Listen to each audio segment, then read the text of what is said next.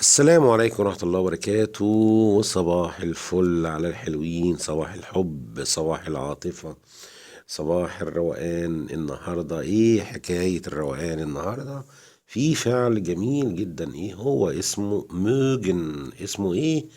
موجن. واخيرا هنفض الاشتباك بينه وبين الفعل مشتن يعني ايه؟ طيب مشتن يعني عدى علينا. انا خلاص بقيت في البي اينز دلوقتي، ده اكيد مشتن ده مهم. مشتن ده معناه يرغب، مشتن ده معناه يرغب الله. طيب إيه حكاية موجن النهاردة؟ موجن ده فعل عاطفي جدا، يعني انسان رقيق جدا، فعل رقيق جدا.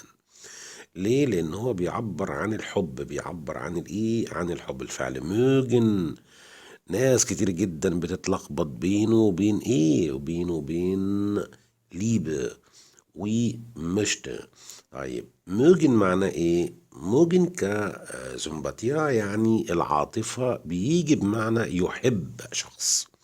اجي اقول لواحد انا بحبك، اشماجدش انا بحبك. طيب بتساوي ايه في الانجليش يا خالد؟ بتساوي I like you. ich mag dich. ich mag فراو فاطمة. ich mag هيرن كلاوس. انا بحب السيد كلاوس. انا بحب فراو ايه؟ فاطمة. طيب فور ليبه دي معناها ايه يا جماعة؟ فور ليبه معناها المفضلات، يعني الحاجات اللي هي المفضلة عندي. اي حاجة مفضلة عندي باجي اقول عليها ايه؟ انا بحبها. طيب بالالماني عايز اقول انا بحب الشوكولاتة، انا بحب البيتزا، انا بحب المية، انا بحب القهوة. بستخدم فعل mögen. بستخدم فعل mögen. mögen يعني ايه؟ mögen معناه يحب. ich mag Schokolade. ich mag Kaffee. ich mag Wasser trinken. ich mag Ananas essen. انا بحب اكل الايه؟ الاناناس. وفعل موجن لا ياتي يا جماعه الا اذا كان مع الشيء اللي انا بحبه، الشيء اللي انا بحب اروح له، الشيء اللي انا بحب ايه؟ امارسه. موجن معناها ايه؟ موجن معناها يرغب، يحب الايه؟ للاشخاص، ويرغب في فعل شيء معين. طيب ايش ما كاين بيتزا؟ انا ما بحبش البيتزا. اوعوا تصدقوا الكلام ده، لان انا بموت فيها. بتموت في ايه؟ في البيتزا. ايش ماك بيتزا؟ طب نفيها ايه؟ ايش ماك كاين بيتزا؟ انا ما بحبش الايه؟ البيتزا. يبقى كايني معناها ايه؟ كايني بتنفي الاسماء التي تأتي مع فعل موجن. الله، ده حاجة جميلة جدا. يعني انا دلوقتي عايز اقول انا بحب حاجة، اقول اشماج. طب انا ما بحبش حاجة، احط بعد ما كاين، احط بعد ايه؟ بعد ما كاين. كاين يبقى معنى ما كاين انا ما بحبش الحاجة دي. طيب الاب نايجونج دي بقى معناها كلمة معناها الحاجات المكروهة، يعني انا بكره الحاجة دي. الحاجات اللي انا بكرهها كلها اب نايجونج، يعني الحاجات اللي هي مش مرغوب فيها. زي انا ما بحبش اروح السينما. ich mag heute nicht ins Kino gehen. يعني انا ما بحبش اروح heute النهارده السينما، يعني انا مش عايز اروح السينما النهارده. تمام. ونفينا هنا بنشت ليه؟ عشان ده حرف جر. زي ما نشت بتنفي وظائفها كتير، بتنفي الالوان، تنفي الضمائر بنوعيها الشخصيه والملكيه، بتنفي الالوان، بتنفي الصفات، بتنفي الأظرف يا خالد. إيه كمان؟ بتنفي أظرف الزمان، وبتنفي أظرف المكان. دي حاجات جميلة جدا.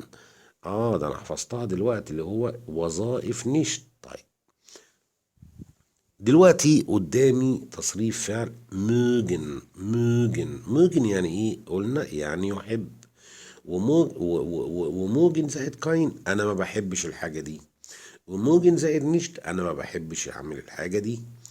تصريف فعل mögen يعني ايه؟ mögen تاني يحب. كونيوجاتسيون تصريفه ich mag. Du magst. Er, sie, es mag. Wir mögen. Ihr mögt. Sie klein, sie groß. mögen. الله، ده جميل جدا. ايه الدرس العاطفي ده؟ ايه الدرس الرايق ده؟ ايه الدرس الايه؟ الجميل ده.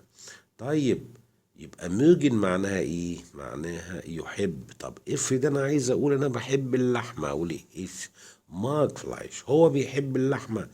ايه ماج فلايش. طب سارة بتحب تاكل اللحمة، تاكل هجيبها في الآخر اللي هي اسن. سارة ماج فلايش اسن، سارة ماج فلايش اسن. طيب سارة بتحب تشرب قهوة، سارة ماج كافيه ترينكن. طب ينفع اقول سارة ماج ترينكن وخلاص؟ اوعى تقول حاجة زي كده. يبقى من ضمن شروط موجن ايه هو؟ ان انا لازم اجيب الحاجة اللي هي ابنايجونج او فور ليبه. ابنايجونج او فور ليبه الحاجات المفضلة والغير مفضلة. سرماج فلايش اسن، وفلايش معناها لحم وأداتها das. unser Opa جدنا بقى ماله ماج بيحب ديزن، بيحب ايه؟ ديزن سونج، اكيد اغنية لأم كلثوم. unser Opa ماج ديزن سونج يعني جدنا بيحب هذه الايه الأغنية. طيب بتحبوا الكلب ده؟ mögt ihr diesen Hund؟ انتوا بتحبوا الكلب ده؟ مثال mögt ihr، وهنا صرفنا موجن مع إير، سهل جدا هذا الفعل من أجمل الأفعال اللي أنا طبعا بحبها يعني. إشماج أناناس، يعني إيه إشماج أناناس؟ أنا بحب الإيه الأناناس. طيب تعالي يا سارة، تعالي يا فاطمة، تعالى يا أحمد، انفولي أناناس هنا أو انفولي الجملة دي. سهلة أوي يا خالد، أنا هحط كاين قبل أناناس وخلاص، صح كده يا شماك؟ كاين أناناس. أنا ما بحبش الإيه الأناناس. طب لو حبيت تحط فعل حطه في الآخر كده خلاص قبل النقطة. السن إشماك كاين أناناس إيه السن. جميل جدا. بدأنا نكون جملة، بدأنا نعرف الصيغ. جميل جدا، عرفنا موجن النهاردة وظايفه. Unser Lehrer mag jede Art von Mensch.